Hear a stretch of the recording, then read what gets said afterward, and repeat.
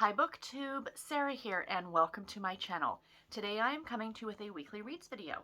This is for week 42, and this is for October the 11th through the 17th. Sorry, I have Gorin right here, and the second I sat down to sit and do this, Mom, pay attention, love me! So, you guys get to see a Gorin. Say hi to the people. He's purring away. He's a happy guy. Huh? Hi. All right. Go lay in your bed, sir. No, he's going to come back and get more pets, I should say. So, like I said, October the 11th through the 17th. This was not a huge reading week for me. I finished 5 books this week, but I'm actually only going to share 4 of them with you, and I will get to that last one, the one I'm not going to give my review for at the end, because it's the last book I finished this week. As well, I do not have anything new from NetGalley. I do not have any new books that have come into the house. I have a little bit of knitting to show you guys, so this could potentially be a very short tale. It could be a very short tale. It could be a very short video, the potential to be a very short video. So, without any further ado, let's get into it. Oh, before I jump in, of course, I'm going to leave timestamps in the description box below. So if you want to jump ahead to any review I have in this video, or you just want to jump ahead to the knitting or anything at all like that, please feel free to do so. You know, that's why the timestamps are down there. So let's start off with, what did I finish this week? So the first book I finished this week was Saving Mariana, or not Mariana, Marina, Saving Marina. I had to listen to the text-to-speech to find out how her name was said. I had a feeling I was saying it wrong. This is by Lauri Robinson. I do have a physical copy here, so I'll be showing you guys that. I gave this 3.5 stars. I did, of course, read this in print book format. It is Harlequin Historical number 1270. So yeah. So this is a Harlequin Historical that has been on my shelf for quite some time. When I originally saw it, I immediately hunted down a copy on Thrift Books because I had to have a copy of it. Because for some weird reason, I have a big interest in the Salem Witch Trials. I've been to Salem, Mass. I was there, not this May that just passed, you know, for sure because of COVID, but the May before that. So May of 2019, I was in Salem, Massachusetts. I was only there for a brief few hours, but it was really cool, and I really want to go back and do more of the actual, like, going to the museums and things like that. It was just a very quick walk through town to a couple of the stores just to kind of see what it was all about, because there is a candle shop in Salem called Witch City Wicks, and I have ordered from them online before, but I thought, let me try and get like go into the store itself. So I did that. Anyway, sorry, long story short. So I kind of have a fascination for reasons of the Salem Witch Trials, which will become apparent when I get to my currently reading as well. So 3.5 stars. I did not hate this. I did enjoy it, but I mean, Lauri Robinson is a fabulous, fabulous author. I think if there were like any other author that had tried to tackle this, it might not have been done as well. But she did a really good job on it. And I mean, it's just, to set a romance during the Salem Witch Trials is a feat in itself. And I'm giving kudos to the author and to Harlequin for, you know, going out on a limb and doing this. So essentially this is the story of a gentleman by the name of Richard. That's Richard. He's a sea captain. And Marina, her. She is not a Puritan, but she lives outside of Salem Village. And the book does start in 1692. And when the book opens, yeah, Massachusetts, 1692. And when the book opens, Richard is arriving in Salem Village because he got a letter from Marina that Marina has his daughter and is looking after her. And when he arrives, it is just after some of the hangings, because he passes by where the hangings took place and he saw the people, you know. So anyway, the premise is that, like I said, he's a sea captain. And years before the story begins, he was captaining a ship back from the old world to the new world. And he met a woman by the name of Sarah, and they ended up getting married aboard ship, and she got pregnant. So she was a Puritan, and, you know, she arrived in Salem town, and she lived there, and he pretty much went back out to sea. He was back briefly and met his infant daughter, but really that was it. So anyway, um, a couple years have passed, and the smallpox epidemic took out a lot of the residents in town, along with his wife and her parents. So the little girl had been found in the woods, living kind of on her own, and she was starving to death essentially. So Marina found her and has taken her in. And the reverend or preacher in town, I think it's reverend, he is, it's not, I think in the original, what actually happened, it was Cotton Mather. It was a gentleman by a different name, but he bore a lot of very striking similarities to that person. And he was claiming that this little girl named Grace was a witch. And Marina's like, let me get her better, and then you can try me as a witch instead. Like, I will take her place, kind of an idea. So then Richard shows up in town, finds out kind of what's going on. Marina does believe she's actually a witch because many, many years earlier, her entire family was killed by in their town in Maine. They were all killed. Her parents, her siblings. She was the only one to survive, and they thought she was dead. And then she woke up, and so since then she believes that she's actually a witch. And so there's kind of a lot going on here. But again, kudos to the author for trying something different with this time period. I did enjoy it. It was fun. The one jarring thing I have to say, and I think I saw this on a couple other people's reviews for this, is the language. This is not yield English. A lot of the phrases that were used are stuff that wouldn't have been used way back when, right? So, it does kind of pull you out of the story a little bit. It's a little jarring, but, it was still enjoyable, and I still liked it. And I mean, if you want to give it a shot, go for it. It's, if you don't like it, you just don't finish reading it. I mean, I thought it was interesting, although I have to comment on a lot of what I have to make a comment on what a lot of other reviewers did. Whereas her makeup for Puritan, Massachusetts, stunning. I did not know they had bronzer back then. I mean, I know they're not going to make it look, authentic, but still, I thought that was kind of funny. So there was that book. The next one that I finished, okay, another physical copy, even though I did listen to this on audio, was When No One Was Watching by Alyssa Cole. So this one I did, as I said, listen to on audio. It was narrated by Susan Dallin and Jay Assing. And this one I also gave 3.5 stars to. So I was so thrilled going into this one. I was so excited about it because I am a huge fan of Alyssa Cole. I love her contemporaries. The Royal series is delightful. Her historicals are fantastic. For a thriller, this one kind of missed the mark. And I am not any sort of expert on thrillers. You guys know I am not a huge thriller reader. I do enjoy them every now and then, mostly Lisa Jewell. She's a favorite of mine. But this one just, it was weird. So, not weird. Okay, so you guys know that I am very, very much I am not a critical reviewer. That's not what I do. If I like a book, I like a book. And mostly for me to like a book, I need to like the characters. And in this one, I did not care for Sydney. I had her back. I had her back through almost the entire book until the very end. And that's the other thing. The entire book drags so slowly.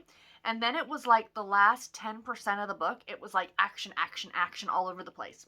So the premise of the story, without giving too much away, because again, it is a thriller, is pretty much about this neighborhood in Brooklyn, New York. And all these people suddenly seem are moving away.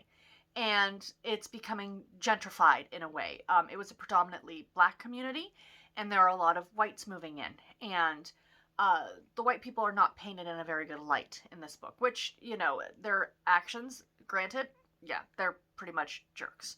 So, the whole thing is like, where are all these neighbors going? Because they've lived there their whole lives, and they're just suddenly gone.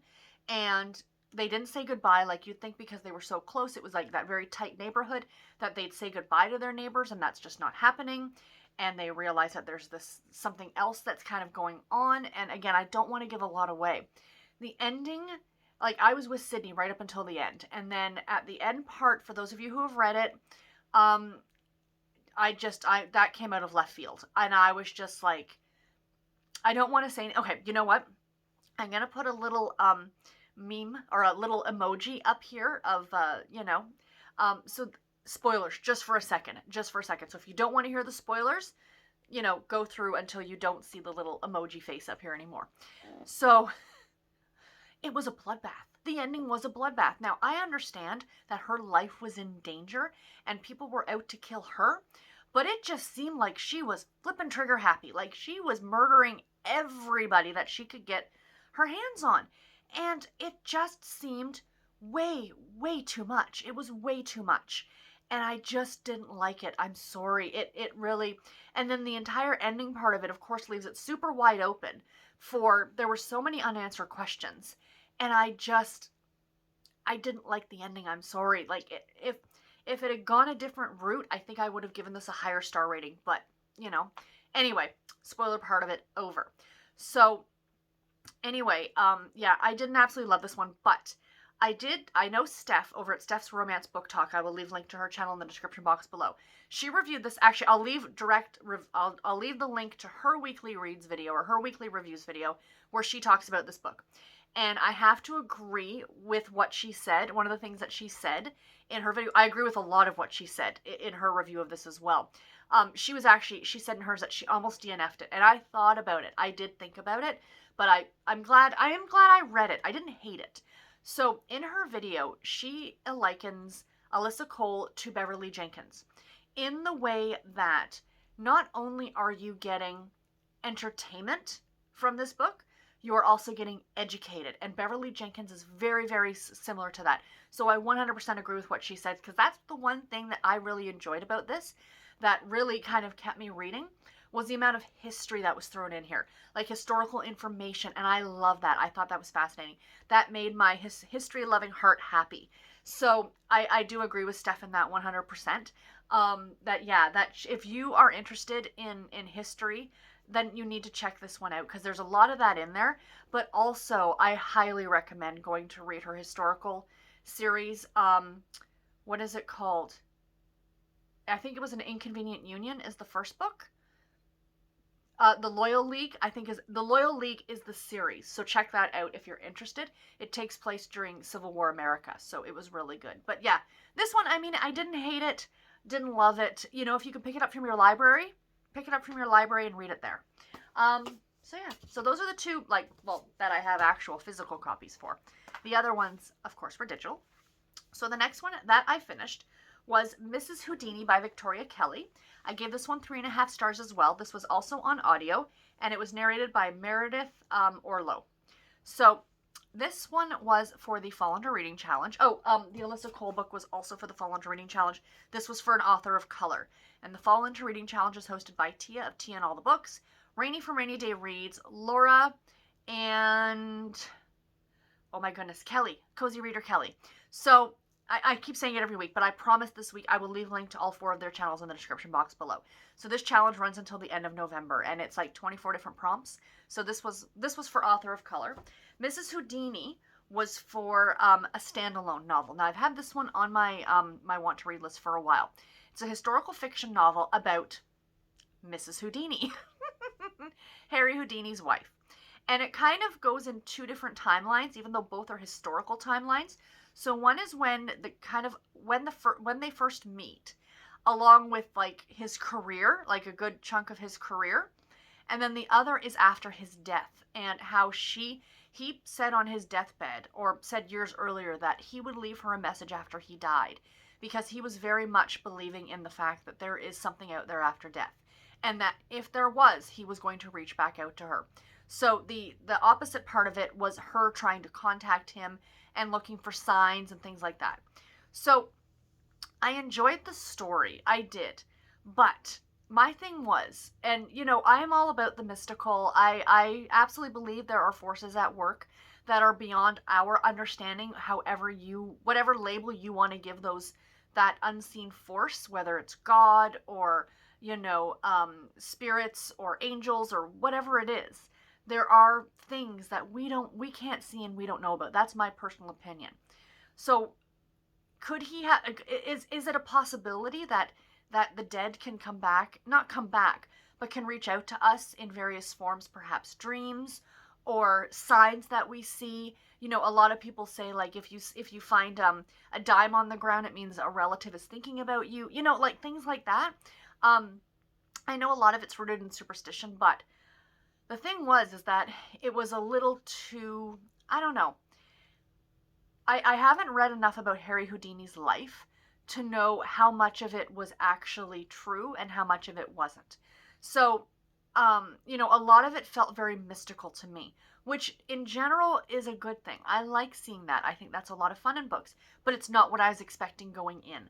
I think that was my disappointment in this one, is that I was expecting literally, a historical fictionalized kind of biography of Harry and Beth Houdini. But I really love the beginning of it. It starts out where she's in Coney Island. She's only like 17 or 18 years old, and she's in this singing group, and he and his brother are doing a magic act. And, I just really like that, and I wish it would have continued to follow that path and just kind of followed the two of them throughout his career as he got big, because it really jumps around a lot too. Like, and then it'll jump to like after his death and what she's trying to do to find these messages from him. And then it goes back to another time when they did this. And then even within the times after his death, you're getting a lot of even flashbacks within that. So it's after his death and she's remembering things that happened. So instead of going to a flashback, it's just her remembering. So I think that was part of my biggest issue, was that it was very discombobulated. Luckily I was able to kind of keep track about what was going on, but it kind of jumped around a lot, which was a little disappointing. If it was a little bit more, concise in like the narrative, I think I would have liked it more, and it probably would have gotten a 4-star, because I did find it very, very interesting. And I found out a lot of stuff about Harry Houdini and about his wife that I did not know before, and I found that part of it fascinating. And that's always the fun in reading historical fiction. It's really fun to find out about people that you thought you knew, like we've all know who Harry Houdini is in a way, right? And for some reason, I always thought that he died in the tank. Like, you've seen those of him in the tank, like upside down, like, hanging in the tank of water. For some reason, I thought he died in there. But no, he died from getting punched by somebody. And then I think it ruptured his kidney and he died. So I think because he's such a figure that's built up as this, amazing magician, that to die, and I know this is going to sound bad, he was only in his 50s when he died, but to die in such a quote-unquote mundane way, where I think fancifully, like, I don't know where I'd heard that. I think maybe he almost died in that tank or something, and maybe that's what I was thinking. I can't remember now. But yeah, so anyway, it was good. It was good. If you have not read it and you're interested in that time period, give it a shot. The narration on it was good. I like the narration on it, and yeah, it was fun. It was just a little bit too discombobulated for me in terms of the narrative. And then the next book that I finished, and the last one I'm going to talk about this week, was Marked by the Marshall by the lovely Julianne Lindsey. This one I read as an ebook. It's book 2 in the Garrett Valor series, but book 4 in the Protectors of Cade County series. So I do plan on going back and reading the first 2 at some point. I will get there. This is Harlequin Intrigue number 1838. So, like I said, I read this. I'm reading through, you're going to notice over the next few months, I'm pretty much going to be reading almost a Julianne Lindsey book every week, because I am participating in a giant kind of read-along with Nicole over at Who Picked This Book and her friend Jen, and every Wednesday they do a live show, and we talk about the book. So this one I really enjoyed. I ended up giving it 4 stars. So it is about a arsonist, and, well, okay, it's about a U.S. Marshal, and he was in a relationship with this woman. His name is Ryder, and her name was escaping me. Kara. I never know how to pronounce that. I always want to say Kara, or Kara, excuse me. So regardless, you guys, Kara was her name. So anyway, 3 years ago they were in a relationship, quite happily living together, but he was a U.S. Marshal, and he began tracking this arsonist, this man who, not just an arsonist, but a murderer. Like, he murdered his girlfriend and her whole family when she left him, and it was a very, very bad situation. So he became obsessed with this case, and he kind of became so obsessed that he wasn't himself anymore. He wasn't eating, he wasn't sleeping, he was not paranoid, but he was like, his entire existence was about tracking and finding this guy. So she started to get a little bit annoyed. She's like, dude, you're going to have to go because I can't deal with this. So they pretty much broke up. And then she ends up meeting this guy and she ends up getting pregnant. And when she tells him that she's pregnant, the guy takes off. So now she's by herself and she has I want to say a 4 or 5 month old little girl named Casey. And this arsonist guy comes back. And he's in town because he thinks that she is actually Ryder's wife, when in reality, no, and the baby's not even his. So he starts essentially stalking her and harassing her and trying to kill her and the little girl. And Ryder is there to save him. So that's the premise of the story. It was really good. Lots of good action in it. It was really, and the baby was super cute. Usually I'm like, about babies, especially within romantic suspense stories, because I do find that sometimes what happens is like they're in the middle of like they're gonna go stalk this guy or they're gonna go try and find this guy. Oh, let's bring the baby. No, let's not bring the baby. Let's leave the baby at home with somebody, please. Call a babysitter. But in this case, they didn't bring the baby with him. Although I still do find it funny in a lot of them how a lot of the stories justify the person who's not in law enforcement is allowed in to catch the killer. Like there's a scene in this book where the arsonist is inside I want to say it's like a Bass Pro Shop, like this big like outdoor adventure type store, and he's looking for, I think, lighter fluid or something, and he attempts to kill the night security guard. So Ryder, of course, is going to go in and he's going to like kind of ambush the guy, and she's like, I'm coming with you. And he's like, no, you're not. You're waiting in the flipping car.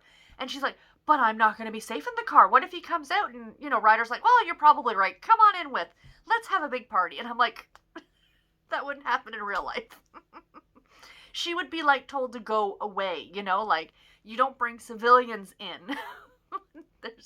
That's just bad form. But I mean, it happens all the time in these kind of books, and it always makes me giggle. And I'm just thinking, it's like when you're watching a horror movie and you're like, don't go into the basement. Why is she coming in? And sometimes in some stories they will give the civilian like a gun, like, do you know how to use this? And the civilian's always like, oh yeah, like, I've been doing target practice since I was, knee-high to a grasshopper kind of an idea. Or, I have no idea how to do this, but I'll figure it out. So you're giving an untrained person a loaded weapon. Again, I'm not making fun because I love, love, love romantic suspense so much. But there's these little things that you kind of start to pick up the more and more of them that you read that just kind of make me laugh. But I really enjoyed this one. Again, 4 stars, highly recommend, and I'm looking forward to getting to the first 2 in the series. And the last book that I read this week that I'm not going to talk about was Verity by Colleen Hoover. And I'm not saying anything else about it. So be sure to tune in this coming Saturday here on my channel to the live show that Bree, Chloe, and I are going to be doing, where we're going to be talking about this book. So I'm not even giving my star rating or anything right here. I didn't even do it on Goodreads. So I said rating to come because I didn't want to give anything away on my thoughts on this book. But yes, I did finish Verity this week as well. So that was 5 books this week, so that's not too shabby. So that is everything that I have read this week. So what am I currently reading? And let me grab, even though one's on audio. So the first one, my audiobook, I said we would touch back on the Salem Witch Trials. I am currently listening to on audio The Witches, Salem 1692 by Stacy Schiff. This is really good so far. It's about an 18-hour long audiobook. I mean, it's a chunker. And I'm glad I'm listening to it with tiny print. And I am glad I'm listening to it on audio because I think it's a little bit easier for me to get through. But so far I'm really enjoying it. So it's 18 and a half hours. I'm about 5 hours of the way through it. And I'd like to get past the halfway point today. While I'm doing my editing and stuff, I'll be listening to this. So yeah, I am enjoying this quite a bit. I mean, there's not really much to tell. It's Salem Witch Trials. I think we're all familiar with what happened to those poor people in Massachusetts. So, but it's a lot of good information about the Reverend and about the climate at the time. And when I mean climate, I mean the way the town worked. And actually the climate itself, they talk about they've had some very brutal winters. And, all these things kind of factored into this hysteria that happened. It's not forgiving it, but you can kind of see why this unfortunately happened. So yeah, so far I'm really enjoying that.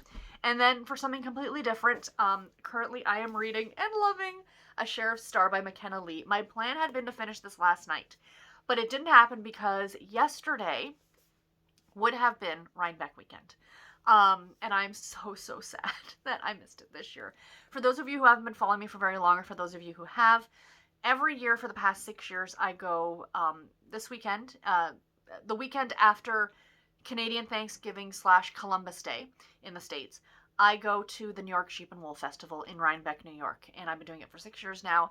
Me and my girlfriends all go, and we have a wonderful, wonderful time. We stay in cabins, we go shopping for yarn, we sit around and knit and talk. So I think we were all kind of bummed about missing it. Like, I totally understand why they canceled it this year. 100% I understand. But it's still hard, right? Like, even though we can be understanding and say, I totally get it's for the greater good, you can still be disappointed. Right? So last night my girlfriends and I did a big Zoom call together, and we just sat around and talked and knit. So it was kind of like being at the cabins together, getting to do that, because they're all in the States, so I can't even travel to go see them for any reason. So anyway, that's why I didn't get, long story short, as to why I didn't get this done yet. So this story is absolutely delightful. It's about a woman by the name of Tess, and she has a little girl by the name of Hannah, and Hannah has Down syndrome. And Hannah is just the most precocious and adorable child. I'm not, and I already kind of mentioned this a little bit in the Mark by the Marshall, I'm not the biggest fan of kids and stories, because sometimes it goes one of two ways. Either the child is like there all the time and like getting into things, or just being like kind of annoying. Like some kids can just be like super annoying in books, or it's like the child is there for convenience sake. Like, oh yeah, I forgot about the baby, we should really get a babysitter for her, like something like that. So, but in this one, pretty much the story is based around little Hannah, and his name is Anson, and he is the town sheriff. And Tess has moved to town for just a few months. So the story starts off at Halloween. Now, I am almost finished this. I'm about almost 70% of the way through, and we haven't even hit Christmas yet. But yet, clearly, this is a Christmas showing cover. So I'm gonna finish this today. I guarantee that the last bit of it is gonna happen around Christmas time. But I don't think we've hit Thanksgiving yet. But she's in town, in this small town called, what's it called? Oak Hollow, I think it's Texas.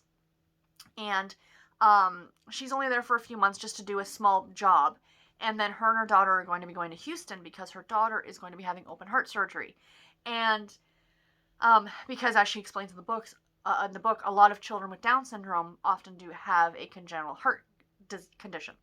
And so I empathize with the little girl. I don't think she really understands. I think she knows she's going to the hospital, but she doesn't understand why. So the mother, Tess, has started a relationship with Anson. And he's absolutely fallen for the daughter too. Like, they're just the cutest little family together. But Tess knows she has to leave because they have to go to Houston for this surgery. So that's going to kind of be the big issue that they're going to have to work through, is can they maintain a relationship? Maybe she can come back after the surgery, get a job in this small town, blah, blah, blah. So yeah, I am really, really enjoying it. And Hannah is stealing the show. She's in pretty much every page of this story, and she's just a delight. I just think it's so, so good. And I highly encourage all of you to read this one if you haven't read it yet. But you will get my full review on this, of course, next week.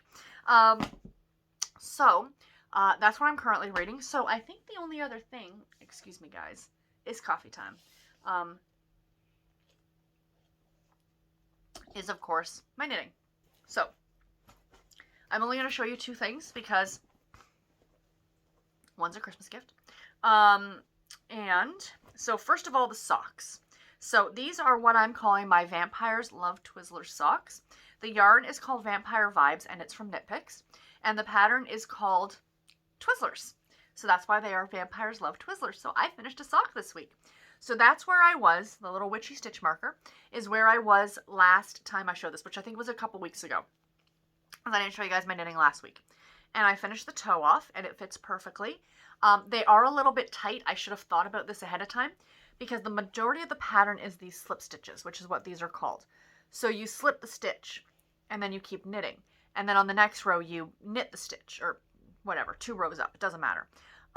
The thing is, I forgot how tight slip stitches make the sock, so this is actually a little tight to get on, but once I get it on my foot, it's fine. The bottom of the foot, I clearly didn't do the slip stitch pattern because it's the bottom of the foot. So if I was to knit this pattern again, I don't think I would do the slip stitches on the back of the leg. I would only do it on the front, or I would go up a sock size in this. So that's another option.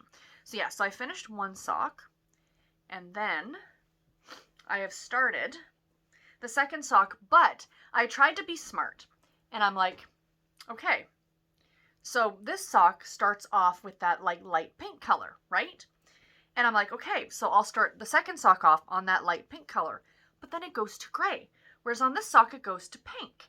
So what I've done here is, for some reason, this ball of yarn is going this way. So it's starting with the pink and going into the gray and then going this way. So these are going to be fraternal twins. So one sock, the color is going to look like this. The other sock, it's going to start here and go up. So, I mean, it's going to be fun. I think it's going to be fun. They're still going to match, but they're going to be fraternal twins, as we like to say.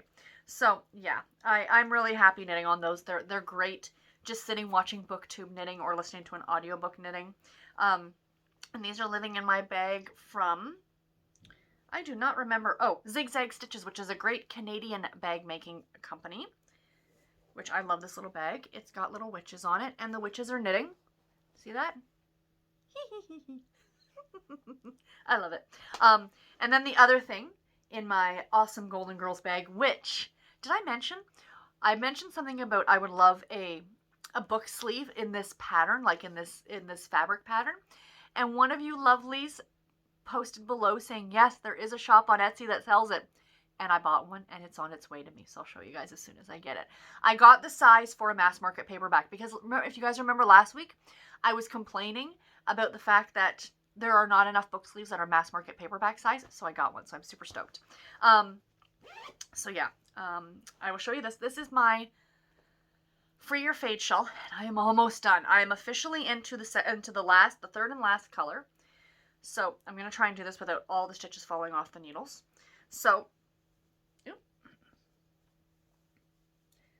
this is a huge shawl, and it goes from silver down here, silver, sparkly, beautiful silver, into this kind of gray and blue color, which is called Winter Wonderland by a dyer who no longer dyes, called No Makers, and I really miss her stuff. And then into this stunning third color, which is called Night Sky. Isn't that pretty? So I still have a bit of a ways to go, and there's over 200 stitches on the needles. So this just keeps growing bigger and bigger as I do it. But I'm hoping in the next couple weeks I can get this cast off, and then I will have a lovely new shawl to wear. So I'm very excited. So before I let you guys go, and I should have done this before the knitting, so I do apologize.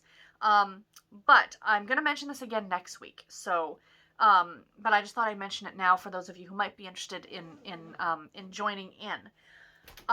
I talked about it before, the Bridgerton series by Julia Quinn, about doing a reread of the series. And I thought about starting it like next year. Well, there is an Instagrammer named called Reads Romance, and I will leave a link to her Instagram in the description box below.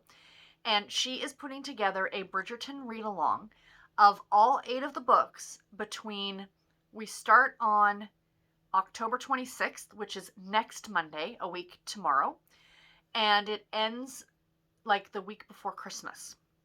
It's a book a week because it's been officially announced on December 25th, the Bridgertons are going to be on Netflix. So there's a hashtag for the read along, and I have decided, you guys, to participate. So starting next week, I grabbed the first book again on audio. Audible Escape has it. And because Audible Escape is going away on the 1st of November, I thought let's squeeze one more in. So I'm going to be listening to The Duke and I. The Duke and I. Just because I don't have a lot more time this month to be reading physical things. I've got a bunch of other physical books I need to finish, or ebooks or whatever. But the rest of them I do plan on reading on print book. So this is the first one, and I have the entire set of these in the UK editions, which are just gorgeous. Absolutely gorgeous. So this is Romancing Mr. Bridgerton, which I believe is the third book? Second or third book? I cannot remember. The Viscount Who Loved Me is book 2. So yeah, but I do plan on reading these in this format. I thought I have a week to finish each of them. I'm not adding these to my TBR for November and December. What I was thinking about is just taking them to work with me and just reading them on my lunch, because I can probably get a good 50, 60 pages read every day on my lunch. So I should be able to get through these relatively quickly just at the office, like while I'm working. So that's my game plan. But yeah, I am really excited about this reread. The rest of them are all back here. So yeah, I am super, super excited about doing a reread of the series. So I just thought I'd mention it for those of you who might want to join in. Again, I'll leave the link to her Instagram below. And yeah, the Bridgertons, I cannot wait. Christmas Day, you know what, Netflix, I think they made a good decision there, because I really think that this year Christmas is going to be not what it normally is. I don't think there's going to be, or they're going to highly encourage, no big family gatherings. So I already said to my mom, because I don't really think we're going to be doing much. I'm still going to be putting up my Christmas tree, so don't you guys worry. It's going to be all Christmassy up in here when I'm doing videos, starting about mid-November. But I just think the big family gatherings are not going to happen this year, and a part of me is kind of glad about that, because it is the first, that first year after you've lost someone very, very important to you, in my case, my dad.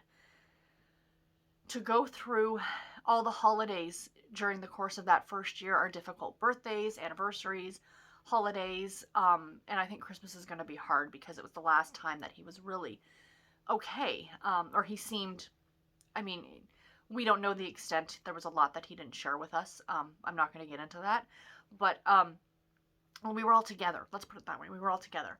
So I think having this year as a buffer year, where it's not the norm and it's being forced to not be the norm because of social distancing, I think it's going to make it easier to get through, because it's not our normal traditions, kind of an idea, if that makes sense. So I think next year I'll be more prepared going into having this buffer year, if that makes sense. So COVID sucks, but in a way I'm kind of, I get it. Again, as I said earlier, we don't want to do it. We understand why we have to do it, but we're still allowed to complain about it. So anyway, back to Netflix, because I think they figure there's a lot of people who might not be doing those big family gatherings this year. Why the hell not? Give people something to watch on Christmas Day, because I'll be watching this.